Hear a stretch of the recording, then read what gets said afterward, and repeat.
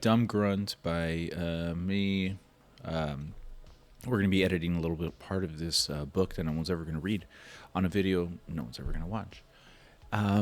The book's about a dude in Afghanistan. He's a corpsman, which is like a medic.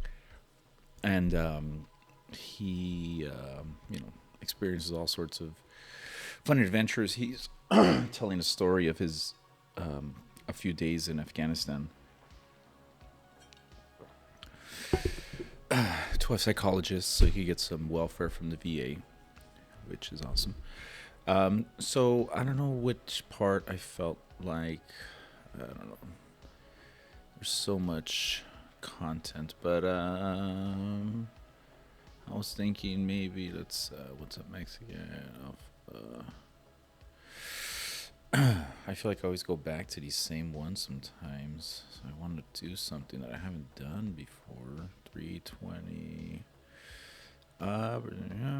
Stock. Wait, what is this? Did I leave myself a note here? Maybe I left this 2623. Why did I put that there? Document 2623. Damn, that was over a year ago. Why is that note there though? Well, let's find out. Maybe I left. There's something in there that I want to remind myself about. So let's start there. You can feel the love.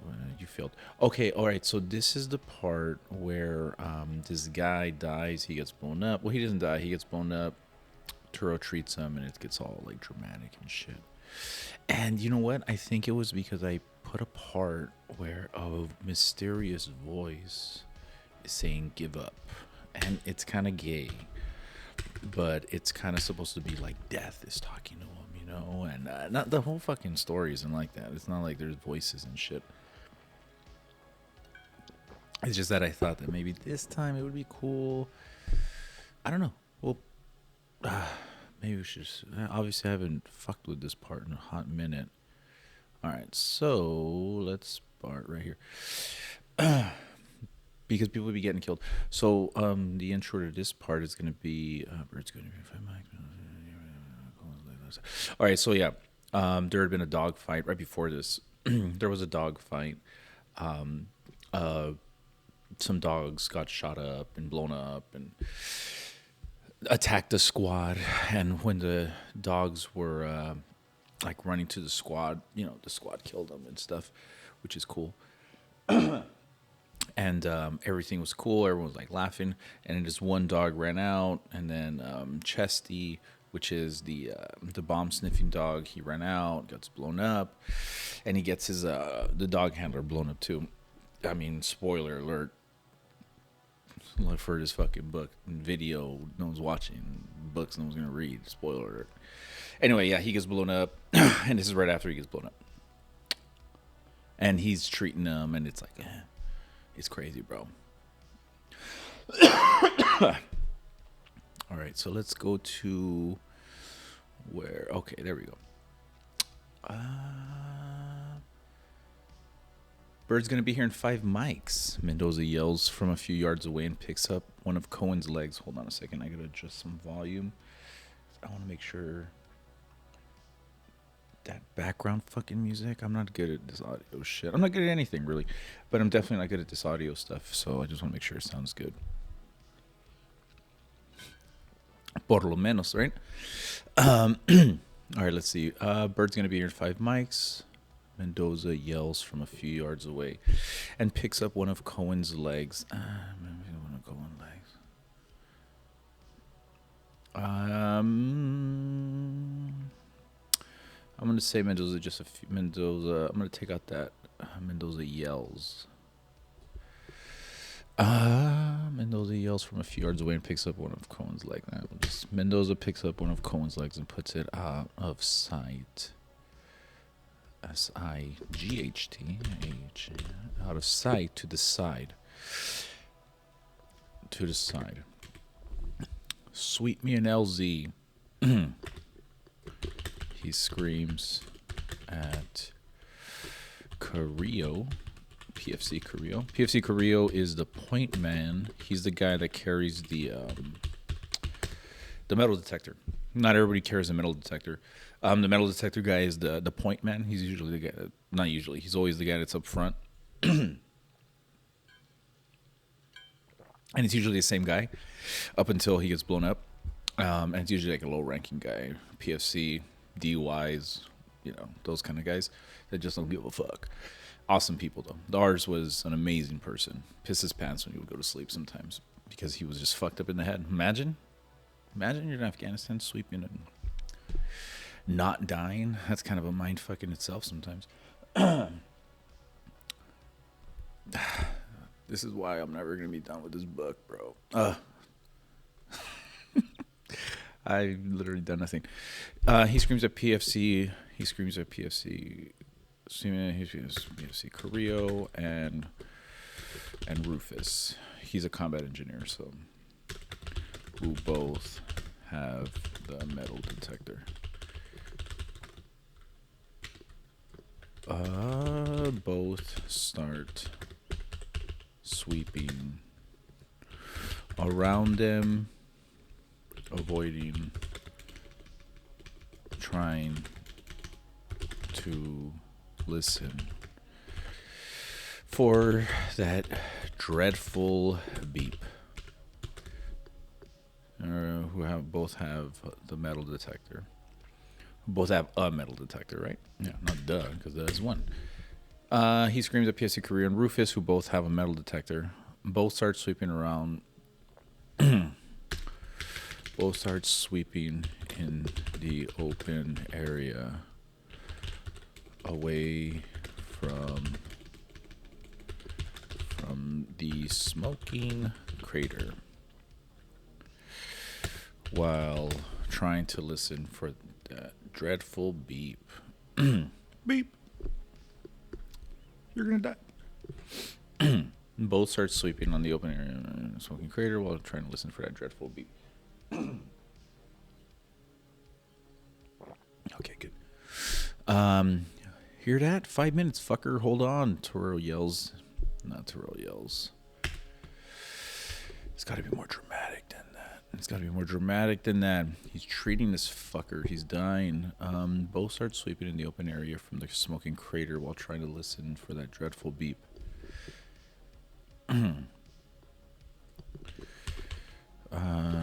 What was Toro just doing before this? Hold on, I gotta find. I always fucked up sometimes. Okay, so yeah, he's already put the IV in my dick. IVs go last after we control the bleeding. So the bleeding's controlled. So we're gonna put that. Torero wipes sweat and dirt. Wipes some sweat and blood from his eyes and inspects the tourniquet around what's left of Cohen's. Cohen. I made up that name based on nothing. Cohen, but I don't like it. Not for any reason specifically. I don't know. I don't like it. But maybe I'm not supposed to like it. So I don't want to change it. Yeah. Maybe I'm not supposed to like it. Yeah. Yeah, whatever.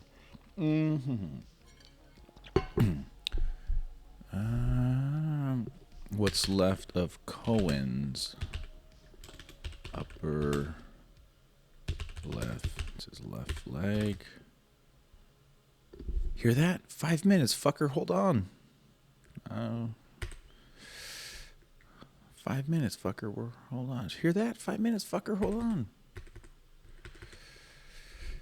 Hear that? We're good. Hear that? 5 minutes, we're good, fucker. We're good, fucker. There we go.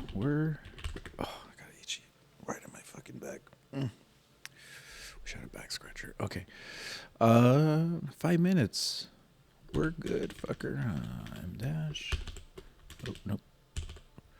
5 minutes. We're good, fucker. Hold on. Toro yells in the Coden's fading eyes. The engineers and Carrero rush towards the field and sweep across the line zone free of IEDs. Okay. Okay, we'll just say they're done already. So, Carrero rush towards the field.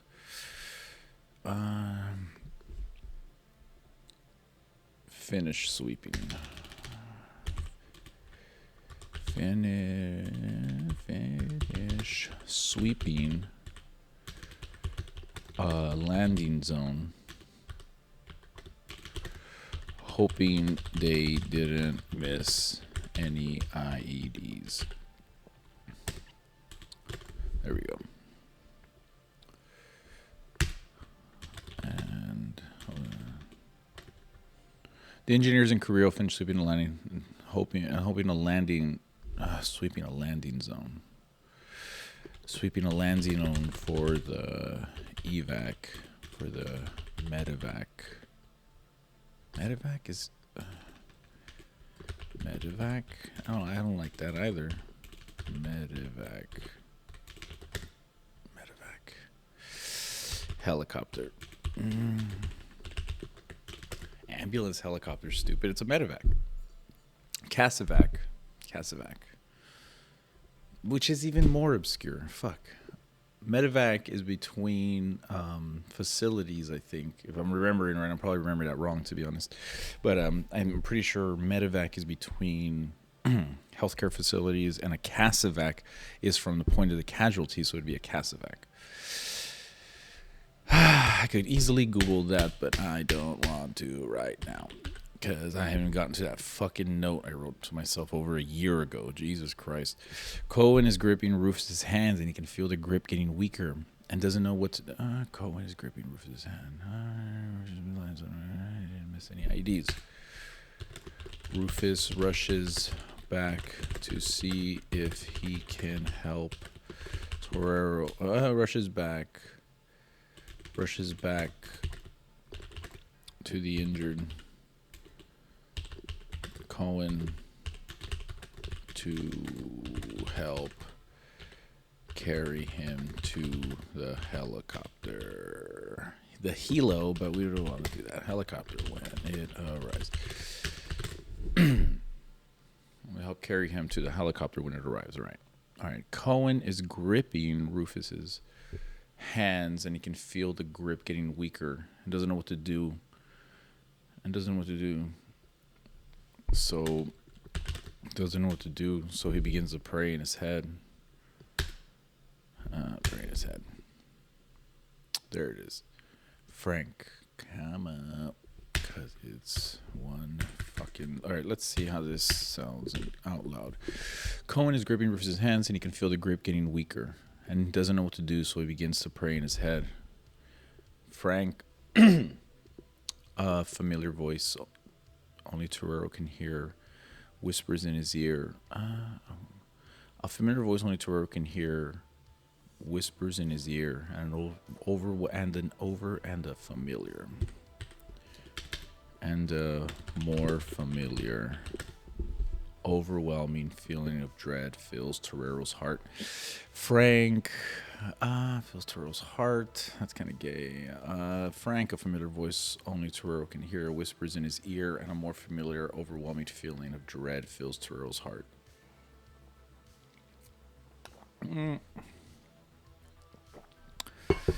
It's like the epigastric area, really.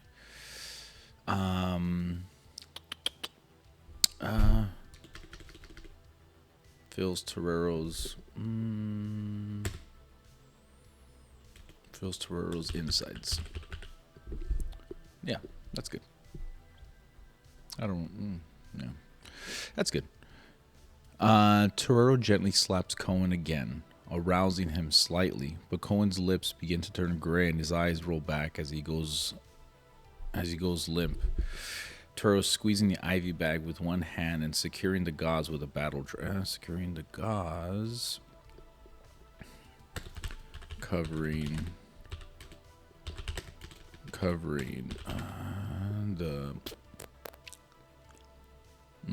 the ribbons of meat, the ribbons of flesh the ribbons of flesh where Cohen's leg should be. Ugh, that's terrible. That sounds fucking horrible. Like, writing wise, of course it sounds horrible.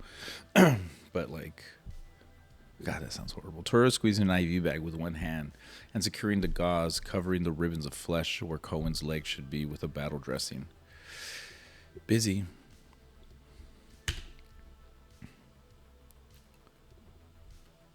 Busy.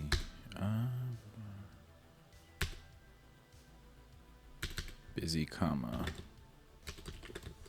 Torero whispers to no one and continues his work.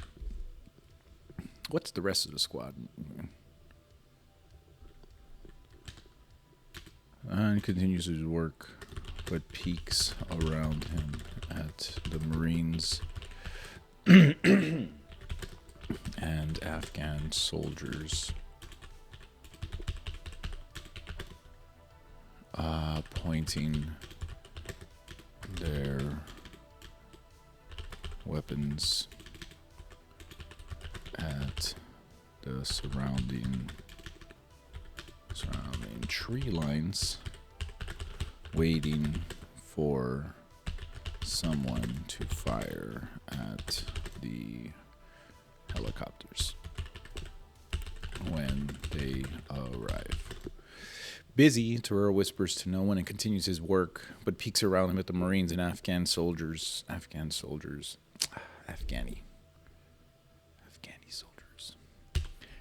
is money. Afghani are people. Easy enough, right? A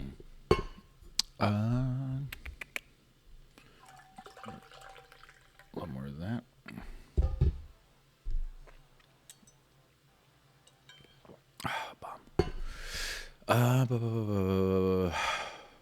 Let's take a break. Take a break. Let's see what the Marines are up to in Afghanistan. The Surge, 2010. Hey, this book is about 2010. That's crazy. Hey, this book is about the Surge. That's crazy. Shout out to this Robert Holdiern guy. I'm not going to subscribe to you, but God bless you and everything you do. And I don't know how YouTube works. I don't know how things work.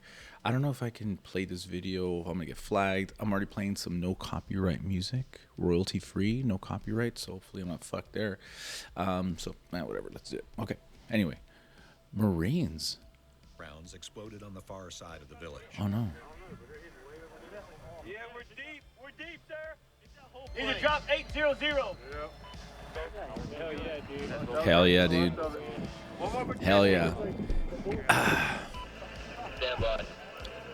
All right. Okay. All right. This MIT graduate is making sure everything's cool to go. 155 millimeter artillery rounds fired from a different base about 14 miles away exploded right in the heart of the village. America can kill you from really far away, bro. Boom.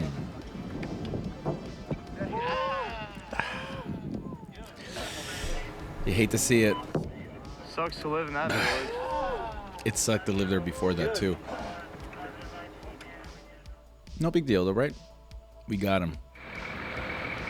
The Marine artillery fire killed 3 men, an old woman, and a small girl. It wounded another 2 men and 5 more children. Oh.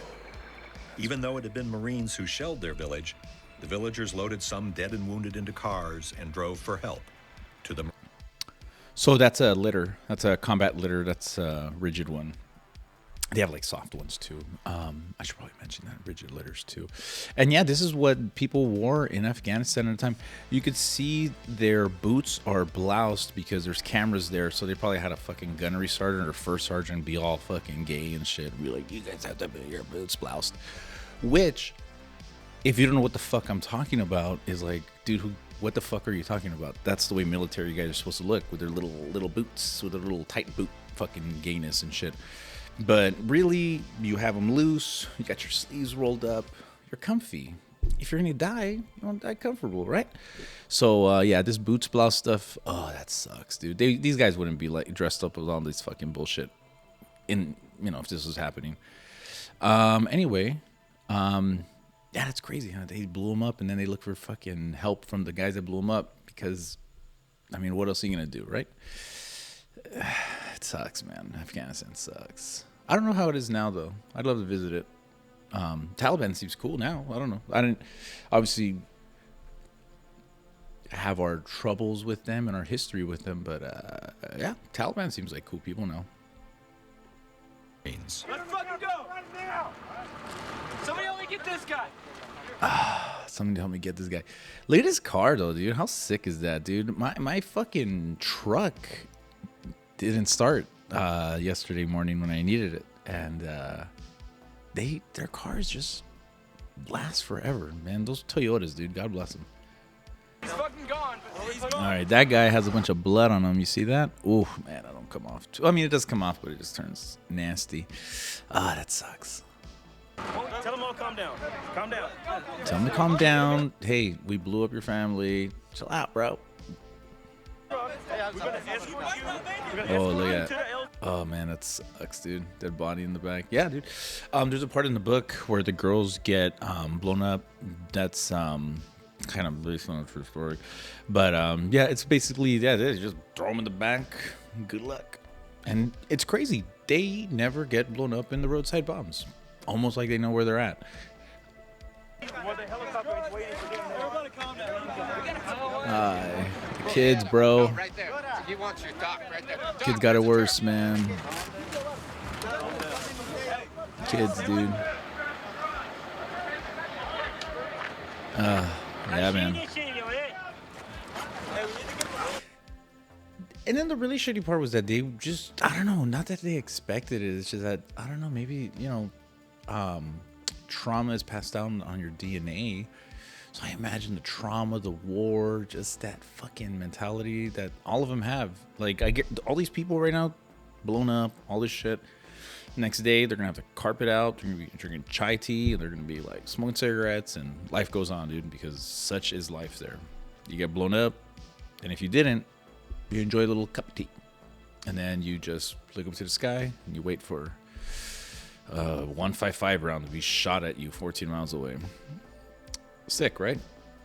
War. And people want war. Isn't that crazy? Isn't that crazy? Yeah, if you're pro-war, fuck you. Yeah, if you're pro any war, all of them. Yes, that one too. The most just wars are stupid. Because that's who gets affected is kids. And the people that don't care are the ones that are making money. And believe me, they're not the ones fighting. It's just fucking retard grunts, that die, Meanwhile, rich people stay rich, and that's why war's stupid. If there is is this an anti-war book? No, it's not, to be honest with you. It's the book is kind of, it's not anything. This is just a fucking story about something that not really happened because it's a fiction book, but just something that happened in history, Where were we at? Busy. Turo whispers to no one and continues his work, but peeks around him at the Marines and Afghani soldiers pointing there, you fucking dumb bitch, their weapons at the surrounding tree lines, waiting for someone to fire at the helicopters when they arrive. He's dead. He's dead. The soft, quiet voice whispers into Torero's head again. A little louder this time. Toro lays Cohen gently on the floor and starts chest compressions next to the IO catheter, pumping saline into his chest. An IO catheter, yeah. We went through. It goes through it earlier in this little fucking scene and shit. IO catheter, intraosseous, goes in through right here, like right under your sternum, or the jugular notch, sternal notch. I always fuck that up. Anyway, it goes right here, somewhere up here, and it goes straight into the bone, and it's an IV for like if your limbs get blown off. It's pretty cool. I don't know if they use that in the real world though. They had it back then. And it kind of works sometimes. Nope, Torero says to the voice. Nope, Torero says to the voice nobody else can hear, and continues his chest compressions, desperately trying to get some kind of reaction from Cohen. The squad starts to gather around Torero. No. The squad peeks back at Torero. The squad peeks back at their defensive positions to Torero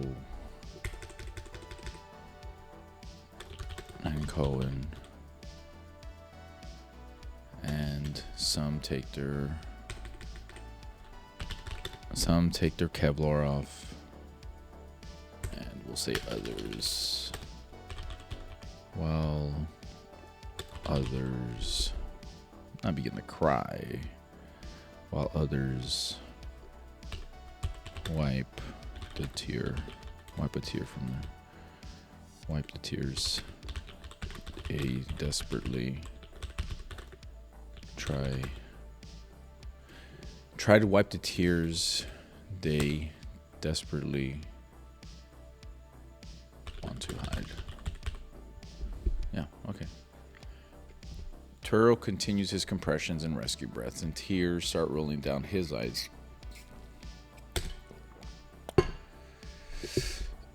Torero's arms and shoulders burn while he continues compressions and rescue breaths, and tears roll down his eyes, and the only moisture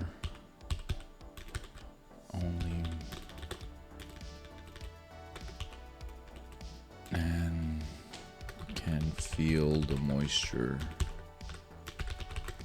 running down his cheeks to his lips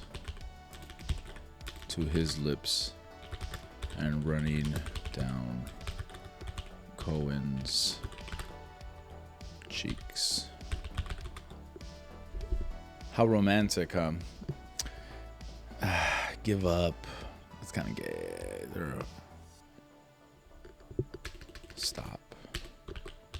Stop, the voice whispers again. Wake up, Turo whispers. Toro whispers and his back aches as he continues his compressions. I already said that. Toro whispers,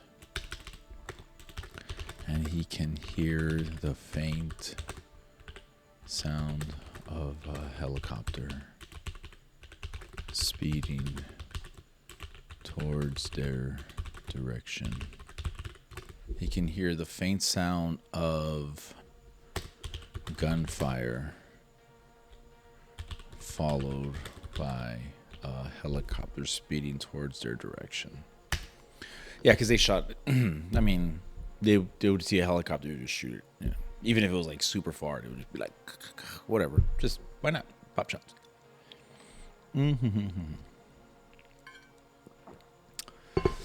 The faint sound of a helicopter quickly gets louder, and a cloud of green smoke erupts from the smoke grenade in the middle of the landing zone. Turo continues his desperate compressions, and the wounds in his elbows start to bleed again, but he continues and he gives two last rescue breaths.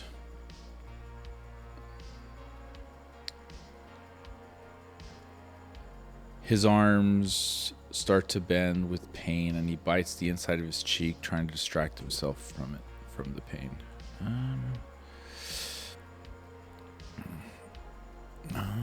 Start to bend. He struggles to keep his arms straight and bites the inside. What? Okay. And he bites the inside of his cheek, trying to distract himself from the pain. Dirt begins to get kicked up into the wounds, and the Marine's eyes around, and everyone, and the Marine's eyes, and the squad's eyes,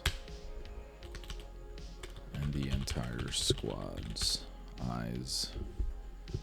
The world around Torero goes quiet, and he can feel the soft voice next to both ears. You failed. You failed. You fucked up. Yeah, you fucked up. I imagine the Grim Reaper would be much more callous. You fucked up. Doc! Mendoza screams, and Torero looks up at the impatient Black Army medic, picking something from his... Mendoza screams at... Mendoza screams at... And Torero looks up at the... impatient Black Army medic picking at something from in between his gold teeth. The screener looks up at the impatient Black Army medic standing next to the helicopter, picking at something from in between his gold teeth. 2623. Damn. Fuck. February 6, 2023. God damn. Rufus puts his hand on the back of Turo's shoulder. A cruel emotion goes unfiltered from Turo's stomach to his face, and he screams in frustration and pulls out a poleless litter from his cargo pocket and drags Cohen onto it. Five other Marines gather around the litter and pick it up and begin to rush towards the helicopter. They get to the entrance, to the door, to the helicopter door. Oh, that should be a new one. There we go. Should be its own thing. Yeah, 5 other Marines gather around. They get to the helicopter door, and 2 other Army flight medics come out with a litter and load Cohen onto the helicopter. Turo leans into the medic's ear and can smell his fresh aftershave. IED, double leg amp, and most of the left hips.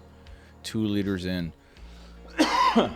Altered. Get him the fuck out of here, please. He yells into the Army medic's ear.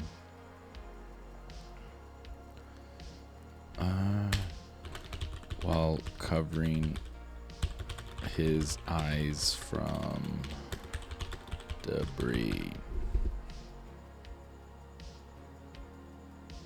Oh, what the fuck? Ugh, I need to turn off these notifications. Okay, Alright, I'm gonna wrap this up soon. He yells into the Army medic's ear while covering his eyes from debris. The Army medic pats Turo's shoulder, shining his golden... The Army medic pats Turo's shoulder, shining his golden tooth with a grin. We got him, Doc. Nice seeing you again. Turo forces a fake smile and says thank you in his head. The Army medic jumps back in the helicopter, and the 2 other medics are connecting Cohen into their EKG and beginning ACLS interventions. Fernandez comes running towards the helicopter with Cohen's severed legs and tosses them into the helicopter and runs back away. And ducks and runs back to his defensive position. Mendoza pulls Torero away from the rotor wash as it begins as the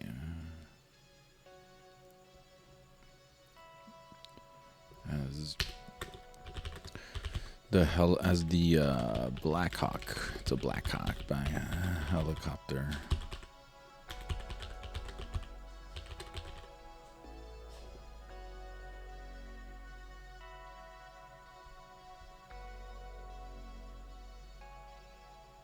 Okay. Let's see. Mendoza pulls Toro away. Put that right in there. No need to know what that is. You know what that is. Sorry, late nights, bro. You know how it is. Ducks and went back to his position. Jesus Christ. Okay. Ducks range. Mendoza pulls Torero away from the rotor wash as the Blackhawk helicopter descends into the air. Helicopter with the bright red cross on its side descends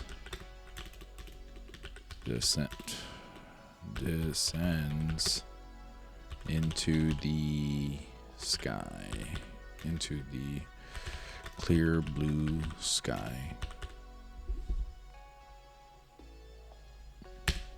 and makes its way north to the Navy shock trauma platoon waiting for Cohen.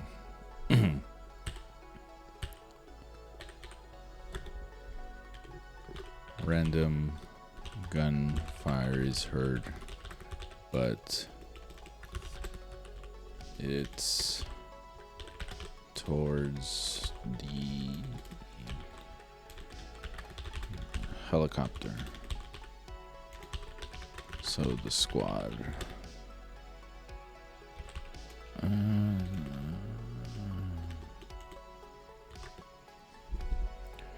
Toro looks around the floor.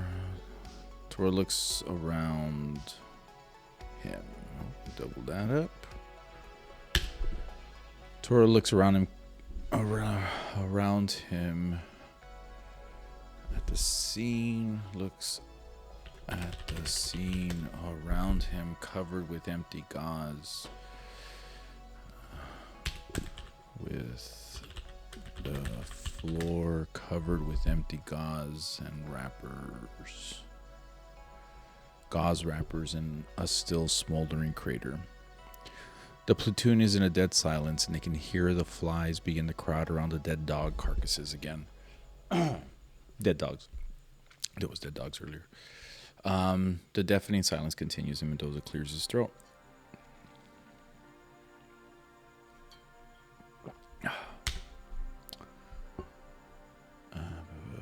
Clears his throat.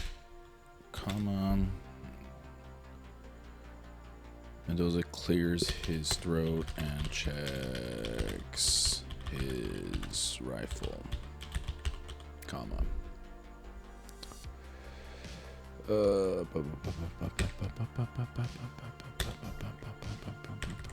Let's see. Fire team leaders get. Oh shit! I left that shit loud, didn't I? Fuck. It's probably super loud in the whole video. I suck at this. Fire team leaders get full accountability of the serialized gear.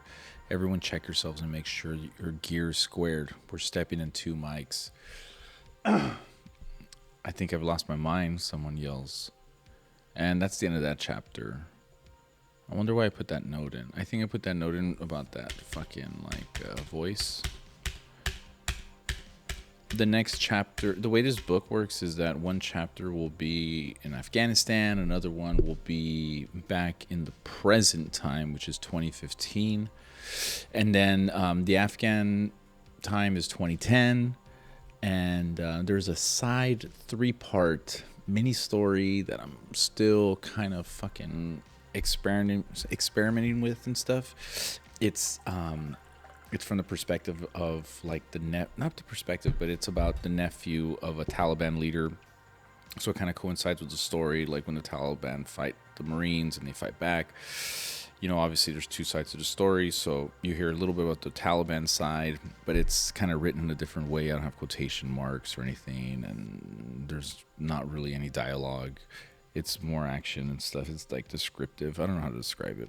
But this next part is like back to the doctor's office. We go back to the doctor's office, and in the doctor's office he's Frank, and then Afghan part, he's Doc Torero, but then in the current real world, he's just Frank. He's some fucking douchebag that nobody gives a fuck about. What is that based on? Nothing.